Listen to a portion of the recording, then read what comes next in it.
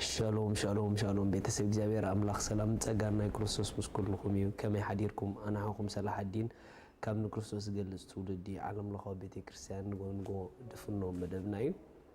በዚ መዓልቲ ድማ ናይ እግዚአብሔር ቃል ሓቢርና ክንሪና ሎም እንካፈሎ ቃል ድማ ካብ ኩሉ ናይ እግዚአብሔር ድምጽ ይዓቢ ዝብል ኢየሱስ ንዘላለም ጎይታ ካብ ኩሉ ናይ እግዚአብሔር ድምጽ ይዓቢ ኣብ ህይወቶም ካብ ኩሉ ነገር ናይ እግዚአብሔር ድምጽ ዘቀደሙ ሰባት እቲ ድምጽ ኣብ ኩሉ ነገራት ቀዳሞት ይገብሮም እዩ ኣብ ልብና ልዕል ናይ እግዚአብሔር ድምጽ ዝኾነ ዓይነት ነገር ከዓብን ከቀድምን አይግበኦኒ ኢየሱስ ንዘላለም ጎይታ እዩ መጽሐፍ ቅዱስ ኣብ ዘፍጥረት ምዕራፍ 24 ሃሌሉያ እንዳሰጎርኩ ከምብልኩሜ ምስ ጊዜ አንጻር ንስኹም ኣብ ገዛም ብቦ ሁሉ ዘፍጥረት ምዕራፍ 22 ኣብ ካብ ጥቕሳ ሓደ ከምዚ ይብል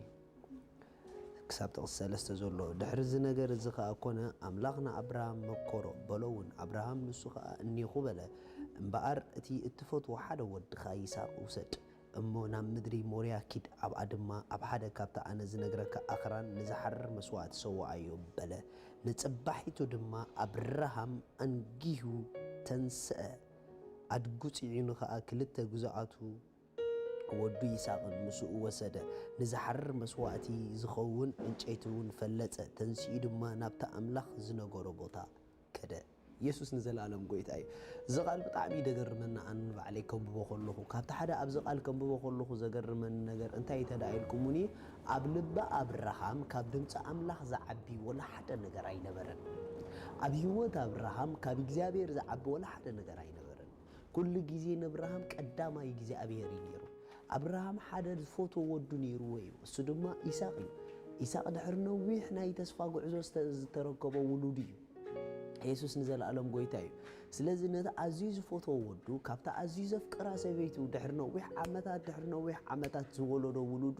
እግዚአብሔር ኣምላኽ ባዕሉ ክዛረብ ከሎ ነቲ ትፎቶ ወዲ ኻይል ይነይሮ ምኽንያቱ ኣብ ልቡ ብጣዕሚ ዓብ ፍቅር ንወዱ ነይርዎ እዩ ነቲ ትፎቶ ወድኻ ሰውዕ ለይሎ እቲ ዝገርመኩም ነገር ግን ካብታ ኣዝዩ ዘፍቅሮ ወዱ ናይ እግዚአብሔር ድምጺ ኣብ ህይወት ይበልጽ ነይሩ ካብ ናይ እግዚአብሔር ድምጽ ዝበልጽ ነገር ምንም ነገር ኣብ ልቡ ይነበሮን ስለዚህ ነቲ ዝመጸ ድምጺ ንኸይ እዘዞ ዝጎተቶ ነገር ወላ ሓደ አይነበረን ነቲ ድምጽ ንኸይ ስዕቦ ዝጎተቶ ነገር ወላ ሓደ አይነበረን ልክዕ እቲ ድምጽ ምስ መጸ አንጊሁ ተንሲ ዝብል ቃል ኣምላኽ አንጊሁ ሃሌሉያ ሪኹም ነቲ እግዚአብሔር ዝሃቦ ድምጺ ንኽእዘዝ እቲ ዘፍቅሮ ውሉዱ ስለዚህ ሓዞ አንጊሁ ኻይድ ኢየሱስ ጎይታይ ኣሕዋት ድምጽ እግዚአብሔር ክመጽእ ከሎ ነገራት ኣብ ህይወትና ከግድፈና ይግበኦ ድምጹ ክመጽእ ከሎ ንድምጹ ንኸይንእዘዝ ነገራት ክሕዙና አይግበኦምን እዩ እንተደኣ ድምጽ ኣምላኽ መጽዩ ነገራት ኣብ ህይወትና ግን ነቲ ድምጽ ንኸይንእዘዝ የደውንጊና ኣለዉ ኮይኖም ልዕልቲ ድምጺ ኣብ ልብና ስፍራ ዝሓዘ ጉዳይ ኣሎ ማለት እዩ እግዚአብሔር ድማ ልዕሊኡ ምንም ዓይነት ነገር ኣብ ልብና ስፍራ ክሕዝ አይደለን እዩ ሃሌሉያ ድምጹ ምስ መጸ ከም በዓል ኣቦን አብርሃም ንኹሉ ነገር ድሕር ዘይንብል ክንከውን ፈቃድ ኣምላኽ እዩ እቲ ዝገርመኩም ነገር አብርሃም ንድምጽ ኣምላኽ ምእዛዙ ድምጽ ኣምላኽ ንአብርሃም ክሳዕ ዝፎቱ ወዱ ከም ዝገድፍ ምግባሩ ግን እግዚአብሔር ከምዚ ኢልዎ ትሕት ኢልኩም ርእይዎ ሃሌሉያ ጥቕሲ 10 አብርሃም ንወዱ كحرد إلو زرجيحو كرا وسد ملاك እግዚአብሔር كأ كاب سماي تصويعو أبراهام بلو نسون إني قبله نسود ما نزي حدا ولدك أقوى كابزي كلا كنس እግዚአብሔር كم تفرح حجي فليتا اللهم مو إيرك أبزود أي تزرجح جلون أي تجبر بلو ريخم እግዚአብሔር نزي حدا ودك سوى الليلة كا ندمصي تعزيزك نتتفوتو ناي لبخا ነገር مهاب ካብ ከአልካ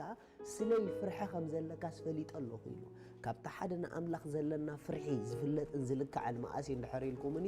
ድምጹ መጽዩ ነገራት ዘይሕዙና እንድሕር ኮይኖም እቶም ንእግዚአብሔር ዝፈርሑ ማንም ዓይነት ነገር ነቲ ናይ እግዚአብሔር ድምጺ ንኸይክተሉ ኣይክልክሎምን እዩ ከም በዓል ኣቦና አብርሃም እግዚአብሔር ካኸም ኢልዎ ከም ትፈርሐና ሕጅ ፈለጥክ ኢልዎ ሃሌሉያ እዚ ጥራሕ ኣይኮነን በቃ إذا خاب جبر كادما أنت بارخ كدما سكبارخ كائن وإجابير أملاخ سمي بارخ أحوات نإجابير دمتخن إزاز كلنا من الباش أتوم نقدفوم نجارات زحزونا زسمعنا نجارات كون يخول اليوم جن دمتو قبل بنا عبينا نتوم عبيم زنبور نجارات أنت دا عن إسنا يوم نايبرخت كلنا عن كيدينا كابتوم قبل بنا زلو نجارات دمت أملاخ أنت دا كبيرونا نعوض كلنا عن كيدينا كم منهم عينة نجار قبل بنا قدامي دمتون دحر كوينو ندمتون نخن إزازن نخن سقومن من عينة نجار زي حزننا سبعة دحر كوينا عين تحزنين بهيوت دمت أملاخ زخطولو نا أملاخ فرحيهم ندمت أملاخ زخطولو نعوض كودنا يخوديهم ندمت أملاخ زخطولو سلا دمت أملاخ نجار زقدفو السم أبهيوتهم أتلعل يرأي أملاخ سماي أسكر لهم شالوم